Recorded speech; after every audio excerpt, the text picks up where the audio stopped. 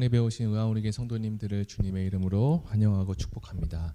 3월 15일 누가복음 18장 15절에서 30절의 말씀을 가지고 구원받은 자의 삶의 도전이라는 제목으로 하나님 말씀을 나누겠습니다. 먼저 제가 성경 봉독해 드리겠습니다. 사람들이 예수께서 만져주심을 바라고 자기 어린아기를 데리고 오매 제자들이 보고 꾸짖거늘 예수께서 그 어린아이들을 불러 가까이 하시고 이르시되 어린아이들이 내게 오는 것을 용납하고 금하지 말라. 하나님의 나라가 이런 자의 것이니라. 내가 진실로 너희에게 이르노니 누구든지 하나님의 나라를 어린아이와 같이 받아들이지 않는 자는 결탄코 거기 들어가지 못하리라 하시니라. 어떤 관리가 물어 이르되 선한 선생님이여 내가 무엇을 하여야 영생을 얻으리이까. 예수께서 이르시되 내가 어찌하여 나를 선하다 일컫느냐. 하나님 한 분 외에는 선한 이가 없느니라. 내가 계명을 안 하니 간음하지 말라, 살인하지 말라, 도둑질하지 말라, 거짓 증언하지 말라, 내 부모를 공경하라 하였느니라. 여짜오되 이것은 내가 어려서부터 다 지켰나이다. 예수께서 이 말을 들으시고 이르시되 내게 아직도 한 가지 부족한 것이 있으니 내게 있는 것을 다 팔아 가난한 사람들에게 나눠 주어라. 그리하면 하늘에서 내게 보화가 있으리라. 그리고 와서 나를 따르라 하시니 그 사람이 큰 부자이므로 이 말씀을 듣고 심히 근심하더라.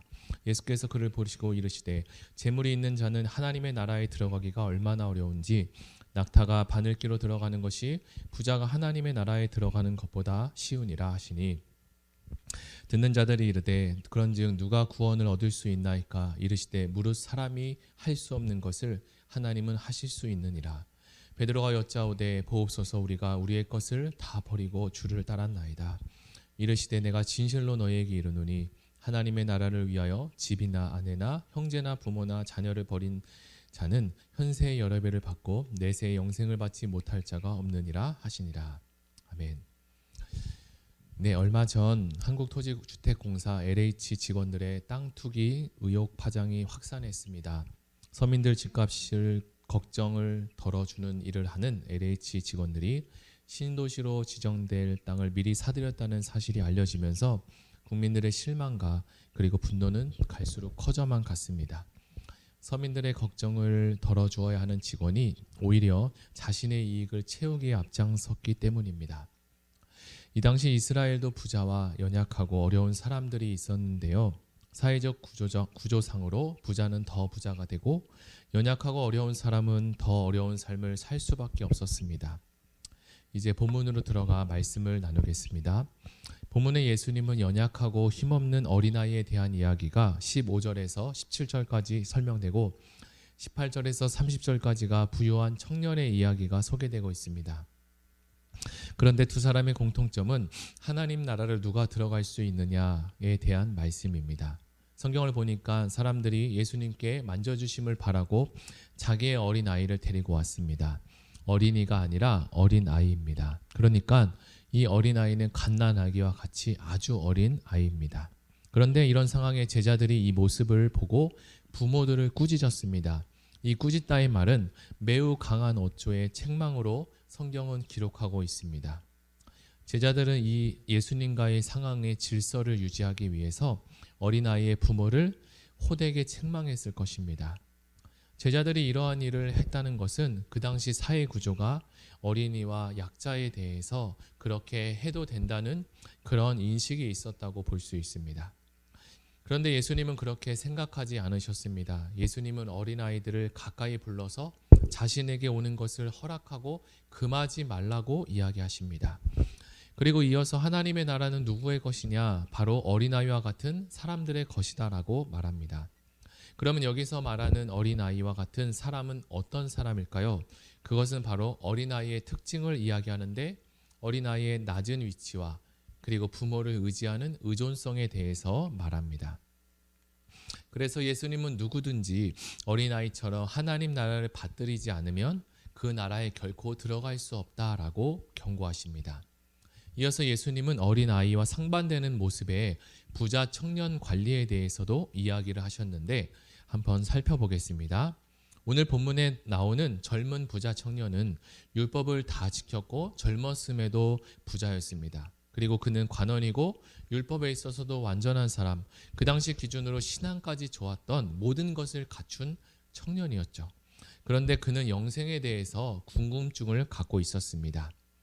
이 청년 관원은 예수님께 찾아왔습니다. 나이가 젊고 유망한 이 청년이 부자이고 율법도 잘 지켰던 그가 뭐가 부족해서 예수님을 찾아왔을까요? 18절을 한번 보겠습니다. 18절에 어떤 관리가 물어 이르되 선한 선생님이여 내가 무엇을 하여야 영생을 얻으리까? 성경을 읽어보니까 청년은 영생을 조건과 행위로 접근했습니다. 청년은 영생에 대해 접근을 잘못 이해하고 있었던 거죠. 청년이 질문을 하자 예수님은 청년의 질문에 대해서 이렇게 대답하셨습니다. 예수께서 이르시되 내가 어찌하여 나를 선하다 일컫느냐? 하나님 한 분 외에는 선한 이가 없느니라. 내가 계명을 하나니 간음하지 말라, 살인하지 말라, 도둑질하지 말라, 거짓 증언하지 말라, 내 부모를 공경하라 하였느니라. 이것은 내가 어려서부터 다 지켰다고 청년은 이야기합니다. 우리는 여기서 궁금증이 하나 생깁니다. 청년은 젊은 청년인데 부자라고 설명을 하고 있죠. 이 젊은 청년이 어떻게 부자가 되었을까요? 요즘 사회에서는 부자 청년이 많이 있습니다. IT계의 젊은 청년이 부자가 될 기회도 많이 있습니다. 그런데 그 당시 사회 구조를 보면 유다 사회에서는 젊은 사람이 부자가 될 수 없는 사회적 구조를 가지고 있다고 합니다. 그런데 그 청년을 그냥 부자라고 하는 것이 아니라 성경은 큰 부자라고 설명합니다. 이것은 자신이 무엇을 해서 부자가 된 것이 아니라 부모님에 의해 부자가 되었다는 것을 설명하고 의미하고 있죠. 이어서 부자 청년에 대해서 예수님은 말씀하고 계십니다. 예수님은 이 말씀을 들으시고 이르되 내가 아직도 한 가지 부족한 것이 있으니 내게 있는 것을 다 팔아 가난한 사람에게 나눠주라. 그리하면 하늘에서 내게 보화가 있으리라. 그리고 와서 나를 따르라 하셨습니다. 여기서 우리는 의아한 예수님의 대답에 대해서 궁금증을 갖게 됩니다. 영생을 얻으려면 구제를 많이 하면 영생이 얻어지는 것인가? 이것은 우리가 알고 있었던 구원의 원리와 논리와도 맞지 않습니다. 그랬더니 그가 큰 부자이므로 이 말씀을 듣고 심히 근심해서 갔다고 했습니다. 그리고 이어서 재물이 있는 자는 하나님의 나라에 들어가기가 얼마나 어려운지 낙타가 바늘기로 들어가는 것이 부자가 하나님의 나라에 들어가는 것보다 더 쉽다고 이야기하십니다. 청년 부자 관리는 점점 더 미궁에 빠져가게 됩니다. 주변에 있는 사람들도 이해가 되지 않아서 묻습니다. 그렇다면 예수님, 누가 과연 구원을 얻을 수 있습니까? 예수님께서 말씀하십니다. 사람이 할 수 없는 것을 하나님이 하실 수 있다라고. 이 말은 하나님의 나라는 사람의 힘으로 들어가는 것이 아니라 하나님만이 천국에 보내주실 수 있다는 말입니다. 우리는 여기서 예수께서 말씀하신 핵심 내용이 무엇인지에 대해서 생각해 보아야 합니다. 이것을 이해하기 위해서는 부자와 가난한 자에 대한 유대적, 사회적 통념을 우리는 정확히 이해하고 있어야 하는데 그 당시 사람들은 부자가 하나님 나라에 들어간다라고 생각을 했습니다. 참 의아한 일이죠. 왜 그런지 한번 설명해 보겠습니다. 예수님이 살고 계셨던 사회적 통념은 가난한 자는 죄인 취급을 당해서 천국에 들어갈 수 없다고 여겨졌던 당시의 생각들이 있었다고 합니다. 왜 가난한 사람은 천국에 못 들어가고 부자는 천국에 들어갈 수 있었을까요? 당시에 하나님의 말씀인 율법을 잘 지키는 부자들이 있었습니다. 왜냐하면 돈이 있고 시간이 있고 삶의 여유가 있으니까 얼마든지 율법을 지켜낼 수 있는 시간도 여유도 많이 있었던 거죠. 그 당시 사회가 그랬습니다. 그런데 그 당시 부자들이 얼마나 악했냐면 자신들은 안식일을 지키고 싶어서 자신들은 안식일을 지키는데 자기 밑에 있는 종들은 일을 하라고 시킵니다. 그래서 수학을 걷게 하는 거죠. 나머지 사람들은 사회적 약자니까 종속된 몸이니까 자유롭게 시간을 선택할 위치가 되지 않습니다. 성경에 써 있는 율법과 안식일을 지키려 해도 자신들이 지킬 수 있는 상황과 시간이 되지 않습니다. 그리고 그 당시 부자는 자신들은 율법을 지키고 이들에게 일을 시켜서 수확을 거두게 했죠. 그래서 자연스럽게 연약하고 가난한 백성들은 율법을 지키지 못하고 죄인이 되고 반대로 부자들은 부자니까 여유가 있고 마음대로 율법을 지킬 수가 있었습니다. 그리고 선지서를 보면 구약에 이 선지자들이 율법을 강조한 사람들이 정작 종들을 밭으로 내몰아서 종들은 부득불 안식일을 못 지키게 되고 일을 해서 수확을 거두게 합니다. 그래서 부자들은 점점 더 부자가 돼가고 연약하고 가난한 사람들은 더 어려워지게 됩니다. 그래서 그 당시 이스라엘의 부자는 그 부로 인해서 쉽게 율법을 지킬 수 있으므로 의로운 자라고 칭함을 받았던 것이고, 또한 의로운 자이기 때문에 부자가 되었다고도 여겨졌습니다. 예수님께서 부자에게 가난한 자들을 위해 자신의 재물을 팔아 나눠주라고 하는 것이 무슨 뜻인지 우리는 생각해 보아야 합니다.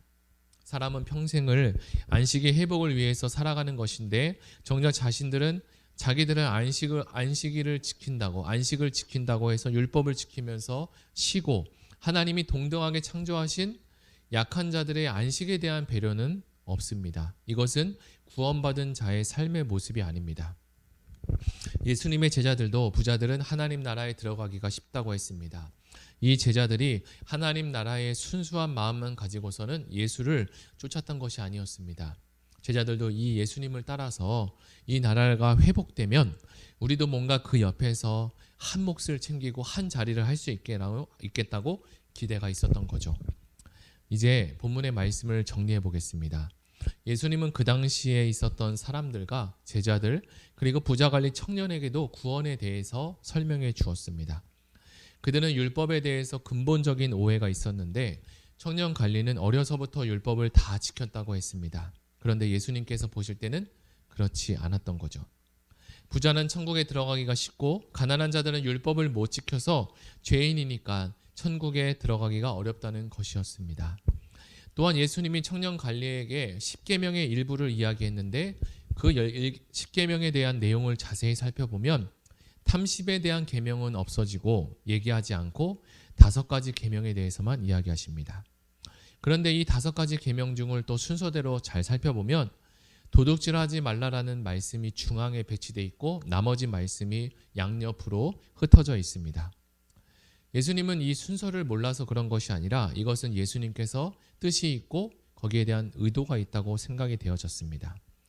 이는 이 부자의 부가 정직하게 모은 것이 아니라 다른 사람들의 희생과 도둑질과 탐심으로 쌓아진 부라는 것을 암시하기도 합니다. 성경은 믿는 우리에게 내 이웃을 내 몸과 같이 사랑하라고 말씀하십니다. 여기서 율법의 가장 중요한 결론은 이웃사랑인 것입니다. 구약 성경 아모스나 이사야를 보면 이스라엘 백성들이 안식일을 지키지 않고 이스라엘 백성들이 안식일을 안 지키고 자신들은 지키고 있었습니다. 밑에 있는 종들을 밭으로 내몰아서 수확을 하게 했다는 것을 말씀드렸죠. 혹시 우리는 이런 모습으로 살아가고 있는 것이 아닌지 한번 생각해 보면 좋겠습니다. 세상 사람들과 같이 정당하지 않은 방법으로 돈을 벌면서 살아가는 것은 아닌지 말입니다. 세상은 그럴지 몰라도 우리는 예수님 믿는 자로서 빛과 소금의 역할을 감당하고 하나님의 나라의 사람으로서 살아가는 그런 사람이 되시기를 예수님의 이름으로 축복하고 기도합니다. 다 같이 이 시간 들은 말씀을 생각하며 기도하시기 원합니다. 하나님, 이 시간에 하나님께서 우리와 함께 하시고 오늘도 들은 말씀 가운데 하나님의 은혜를 부어주시옵소서. 다 같이 기도하며 나아가겠습니다. 하나님 아버지 감사합니다. 오늘 말씀을 통하여서 어린아이가 가까이 오는 것을 막는 이 제자들의 모습과 그 당시에 사회적인 생각들이 있었습니다. 그리고 하나님 부자 청년이 와서 내가 어떻게 하면 구원을 얻을 수 있을까라고 예수님께 찾아왔습니다. 하나님, 이 상황 가운데 주님 우리에게 말씀하셔서 하나님 구원이라는 것이 하나님의 은혜로 하나님만이 하실 수 있다는 것을 우리에게 말씀해 주시고, 지금도 하나님 말씀대로 하나님이 우리에게 주신 이 율법을, 이 말씀을 잘못 이해해서 잘못 살아가는 모습들이 우리에게 있지 않나 생각합니다. 하나님, 우리에게도 이 부자 청년과 같은 모습이 있다면 주님 우리에게 밝히 보여주시고 알려주셔서 하나님 나라의 백성으로 주님의 자녀로서 이 말씀을 바르게 이해하고 살아갈 수 있는 은혜를 허락하여 주시옵소서. 하나님께서 함께하여 주실 줄 믿습니다. 주님 우리와 함께 하시고 한 주 동안도 오늘 하루도 하나님의 은혜로 살아갈 수 있는 우리 모든 의왕우리에게 성도님 될 수 있도록 축복하여 주시옵소서. 시작되고 있는 다락방과 양육 훈련 가운데 하나님의 은혜를 더하시고 훈련받는 모든 아버지 훈련 성도님마다 하나님의 은혜가 충만하게 하시고 진행되는 다락방마다 하나님 모든 다락방 구성마다 성도님들 가운데 나눔과 은혜가 풍성